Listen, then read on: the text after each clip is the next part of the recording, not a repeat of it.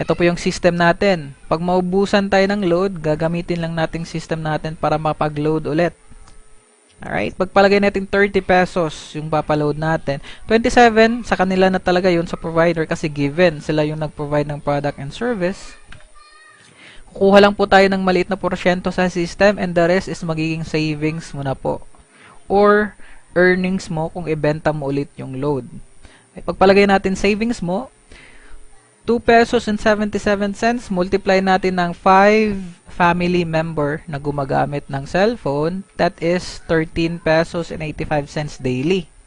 If you're going to multiply that by 365 days or 1 year, that is 5,055. Mas malaki pa yung savings mo in a year compare sa investment mo. And etong savings mo to is lifetime savings. Hindi lang po yan for 1 year. Lifetime po yan. Okay, eto po yung mga benefits and opportunity. V-Mobile system versus traditional system using the same product and service. Sa amin po, meron kaming convenient as a V-Mobile user. Alright, pwede kami makapag-load sa sarili namin anytime, anywhere, 24/7, kahit sa anong sitwasyon. Pwede. Right? Meron kaming discount. Again, sa 100 pesos, pag nagpa-load ka sa tindahan, 100 is 100 talaga. Walang discount yun. Minsan may tubo pang 5 pesos. Dito sa amin, yung 100 pesos discounted, around 89 or 90 pesos lang po yung mababawa sa load wallet namin. So, meron na kaming 10 pesos or 11 pesos savings. Meron po kaming extra income, syempre through dealership, nagbebenta ng load, pwede din po. Right? Si traditional system, wala talaga. After a year, 5 years, 10 years from now, puro gastos yung sa kanya. Dito sa amin, meron po tayong benefits and extra income. Alright, ang tanong dyan is, nagustuhan mo ba na ikaw mismo as a consumer, mayroong benefits? Pag nagustuhan mo, syempre, pwede mo na din yung i-share sa mga friends mo. Yung convenience, yung discount, and extra income. May mga friends ka nga na gusto ding magkaroon ng benefits through using their cellphone. Okay?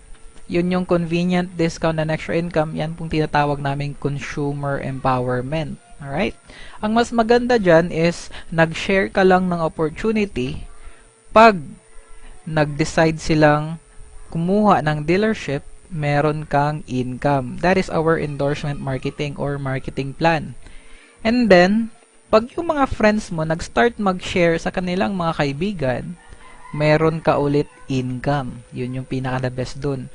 Yung mga friends nila gusto magkaroon ng benefits, magkaka-income ka rin. Okay? Yun yung tinatawag natin again, endorsement marketing.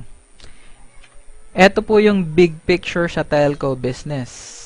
Yung mga telco or yung mga providers natin nagbabayad ng milyon-milyon sa mga endorser. Endorsing it sa TV, sa radyo, sa newspaper, sa magazine, sa billboard ads. Ang ini-endorse nila is traditional system, 'di ba? Itong mga artistang to, ilang beses kaya yan sila nag-taping, nag-pictorial para i-endorse yung product.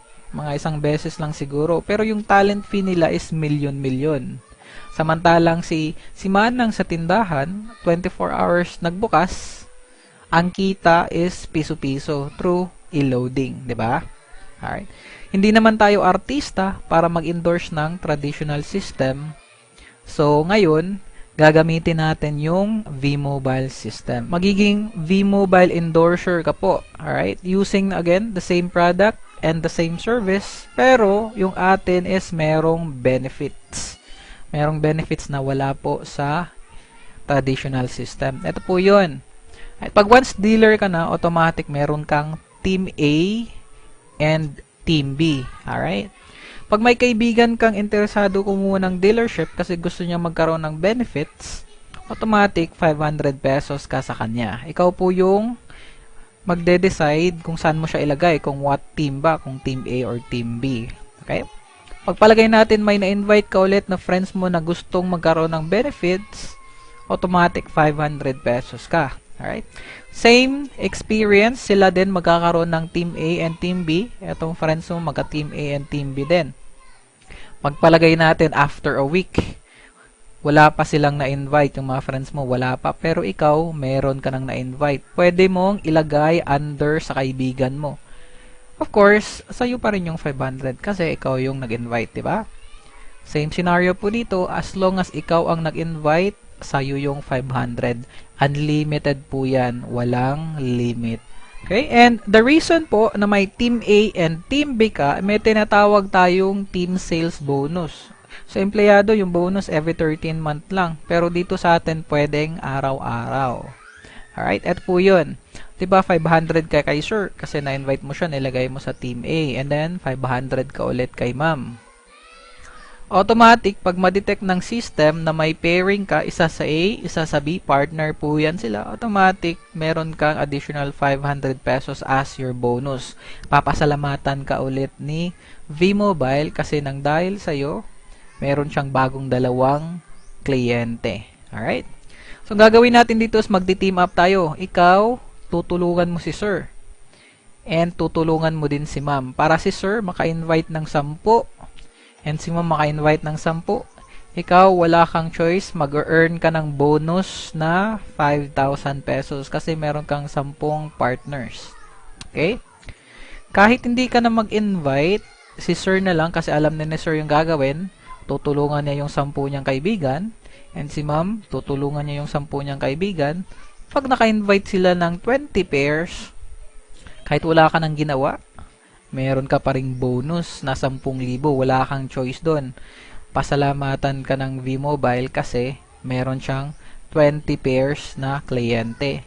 Same scenario po, pag naka-invite uli sila ng 60 na tao, every pair is 30,000 pesos po yan for the 60 pairs na bagong member. Alright? Gawin po nating 1:1. Okay, ganito yan.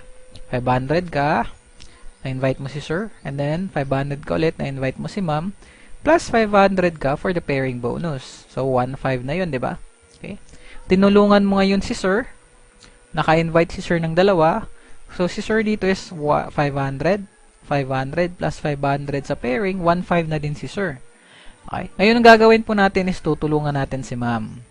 Pag naka-invite si ma'am, 500 siya, and ikaw, meron ka ding 500 pesos. Okay? And since magtutulungan na yan sila dyan, let's say si ma'am, tinulungan yung friend niya, naka-invite yung friend niya ng isa, automatic, mayroon kang pair ulit, 500. Okay? Pag humataw po yung team ni ma'am, naka-invite ng dalawa, so may waiting ka na ulit, balikan mo na naman si sir. Para yung team ni sir, mag-invite, pag naka-invite ng isa, automatic 500. Then, pag naka-invite ulit ng isa, 500. Hindi mo na kilala po yan, ha, yung mga question mark. Alright. Okay. Darating ang panahon, meron ka ng 100 miyembro dito sa Team A and 100 miyembro sa Team B. Pagpalagay natin, mag-i-invite sila tig-iisa, isang araw. So, meron ka ng 100 pairs. So, 100 pairs, that is 50,000 pesos. Di po ba? Meron po tayong tinatawag na safety net. Ensures an equal opportunity sa lahat ng technopreneurs or kumuha ng dealership. Maximum mong kitain isang araw is 30,000 a day. Kahit hindi mo na effort na ng team mo dun sa pairing bonus, maximum is 30,000. Pagpalagay natin, meron kang income na pairing na 35,000 pesos, automatic yung 5,000 sa company na yun mapupunta. Yung 30,000 sa'yo na yun. Alright, assuming na 30,000 a day, so that is 210,000 a week and that is 900,000 pesos a month. Pagpalagay natin, 10% lang yan. That is 90,000 a month. Okay na ba or okay na okay? Okay, dun po sa marketing plan natin, meron na po tayong tinatawag na power of two strategy. Right. Yung income po natin, hindi po yun mangyayari overnight. Kailangan po natin yung pagtrabahuan. Siyempre, sideline lang po, part-time, dahan-dahan, basta parate. Okay. Pagpalagay natin, ito yung first month mo, kaka-invite ka ng dalawa, si ma'am tsaka si sir. Diba, 500 ka kay ma'am, 500 ka kay sir, tapos 500 ka po sa pairing. Automatic may 1,500 ka, diba? So, yun yung total income mo, 1,500. Okay? Sa entire career mo po sa V-Mobile, swerte ka na kasi dalawa lang yung na-invite mo. Pero don't forget, tuturuan natin sila. Okay, turuan natin si ma'am. Ma'am, dalawa lang po yung i-invite mo. Sir, dalawa lang din po yung i-invite mo. So, second month, si ma'am naka-invite ng dalawa, tsaka si sir dalawa. So, kumita na si ma'am dito 1.5, si sir 1.5. Ikaw, meron kang bonus, dalawang 500. So, that is 1,000 pesos. Total mo is 2,500 total income. Alright? Third month, same scenario. Turo sa kanilang dalawa dito, tig-dalawa lang. Same here. So, naka-invite sila ng tig-dalawa. So, 4 yun. Okay, ikaw automatic meron kang team sales bonus na 2,000 pesos, 4 na 500. So, total income is 4,500. Following the power of 2 after 7 months, that is a total of 65,000 pesos po. Pinaka the best dito is, ang tinuro po natin sa kanila is power of 2. What if, kung tig-4 yung invite nila, tig-10? Possibly, itong 65,000, pwedeng mangyari yan in 3 months time, di po ba? Pwede po yan. Alright? Going back dun sa power of 2. After a year, yan po yung possible income nyo. Assuming na nasusunod na every month, tig-2 lang yung na-endorse ng mga ka-teammates mo. Alright? That is 1.9 million pesos po. Pagpalagay natin 10% lang yung nangyari. So, 10% ng 1.9 is 190,000. Again, may income ka na, effort mo lang is 2, nakatulong ka pa sa mga friends mo na sila din magka-income. At the same time, ikaw po, ginawa mo lang sideline to in 1 year and meron kang extra income. Diba? Alright, pwede din po tayo mag-power play. What if you have more than 2 friends? Hindi naman, syempre, 2 lang friends mo. Hindi naman pwede yun. Alright?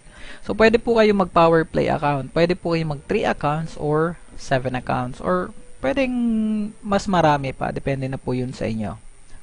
Okay, ganito po yung power play. 3 accounts. Sa'yo po yung 3 accounts. Hanap lang po kayo ng 4 na friends. Alright? And don't forget, tulungan natin yung 4 nating friends na mag-power of 2. Okay? Same effort, power of 2. However, your income will be multiplied by 3. So that is potential income in 1 year na 5.7 million. Yan po yung potential income nyo, power of 2.